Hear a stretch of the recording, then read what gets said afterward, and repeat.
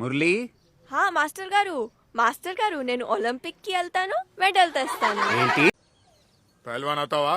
ఇంకో Olympic medal కూడా తెస్తా. ఒలింపిక్ చందు కాదు, ఛాంపియన్ నేను.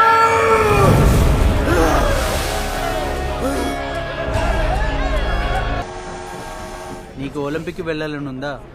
అయితే అసలు ఆర్మీలో ఉండాల్సిన వాడివి. ఆర్మీ? అవును మరి. కుస్తీ ఇక్కడ లేదు పెహల్వాన్ గారు, కానీ మల్ల యోధులకు ఇంకో ఆట ఉంది.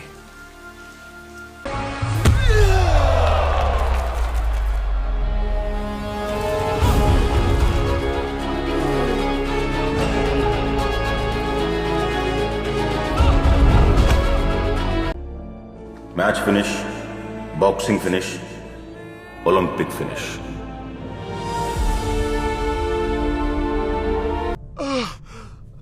దేశం తరఫున ఆడి భారతదేశం గర్వపడేలా చేయాలని ఉంది ఉస్తాద్.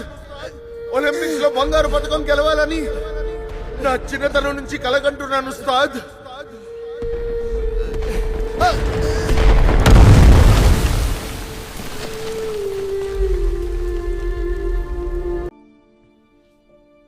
మీరు ఇతనితో యుద్ధం గురించి మాట్లాడుతున్నారా? ఇతనితో మళ్ళీ 65 యుద్ధంలో అతని 2 కాళ్ళని కోల్పోయాడు.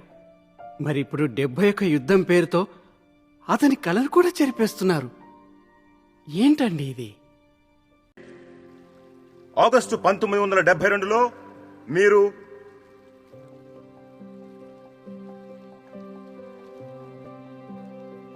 స్విమ్మింగ్ పోటీలో భారత్ కు ప్రాతినిధ్యం వహించనున్నారు. సాధించాడు. చరిత్రలో మొదటిసారి కొత్త చరిత్ర సృష్టించాడు. ఒలింపిక్స్ లో భారత్ తొలి వ్యక్తిగత స్వర్ణ పథకాన్ని సాధించింది. ఆ వ్యక్తి పేరు మురళీకాంత్ పేట్కర్.